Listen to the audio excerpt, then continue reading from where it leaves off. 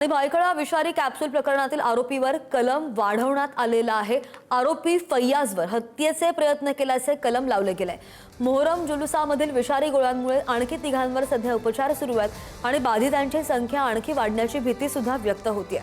आरोपीकडून जवळपास 15,000 विषारी कॅप्सूल जप्त करणं अजूनही बाकी आहे। उर्वरित कॅप्सूल, कच्चा माल, उंदीर मारण्याची पावडर जप्त करण्याची कारवाई सध्या सुरू आहे आणि भायखळ्यामधील मोहरम जुलूसामध्ये वाटण्यात आलेल्या विषारी कॅप्सूल प्रकरणात ही कारवाई केली गेलेली आहे। मोठी कारवाई म्हणूया, कारण की आरोपी फैयाज प्रेमजी याच्या विरुद्ध आता हत्येचा प्रयत्न केल्याचं कलमही जोडलं गेलंय। झिंक फॉस्फाईड युक्त कॅप्सूल खाल्ल्यानं आणखी तिघांवर उपचार सुरू असून बाधितांची संख्या वाढण्याची भीती सुद्धा व्यक्त केली जाते।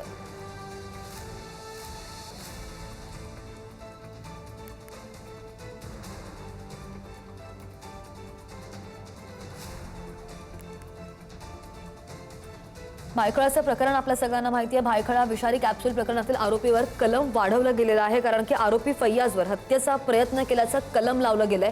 मोहरम जुलूसामधील विषारी गोळ्यांमुळे आणखी तिघांवर उपचार सध्या सुरू आहेत आणि बाधितांची संख्या आणखी वाढण्याची भीती सुद्धा व्यक्त होतीये। आरोपीकडून जवळपास 15,000 विषारी कॅप्सूल जप्त करणं अजूनही बाकी आहे। या संदर्भात आणखी जाणून घेणार आमचे प्रतिनिधी नंदकिशोर आपल्या सोबत आहेत। नंदकिशोर, किती जण बाधित आहेत आणि कशी कारवाई होतीये, काय काय तपासामध्ये समोर आलंय आतापर्यंत?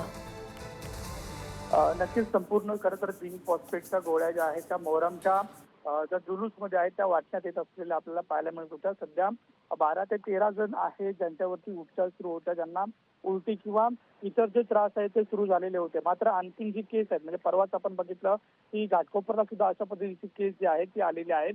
त्यामुळे हा आकडा जो आहे तो वाढण्याची शक्यता आहे। वेळीच मुंबई पोलिसांनी कारवाई केल्याबद्दल मोठी जी अनर्थ आहे तो टळलेला होता।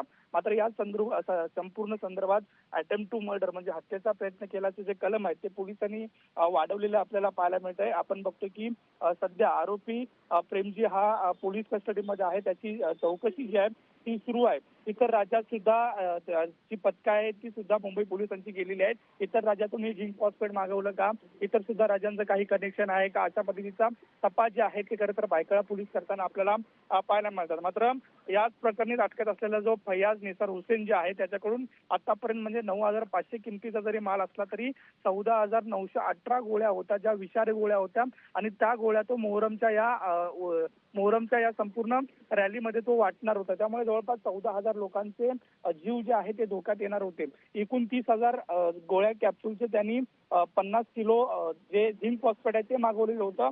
मात्र 15,000 गोळ्यांचं काय झालेलं आहे, ते कुठे आहेत याचा तपास जो आहे तो अजून लागलेला नाही। त्याची चौकशी जी आहे ती भायखळा पोलिसांची सुरू आहे। मात्र सध्या जर पाहायला गेलं तर त्याच्या विरोधात अटेम्प्ट टू मर्डर म्हणजे हत्येचा प्रयत्न केल्याचा जो कलम आहे तो सध्या लावण्यात आलेला आपल्याला पाहायला मिळतोय।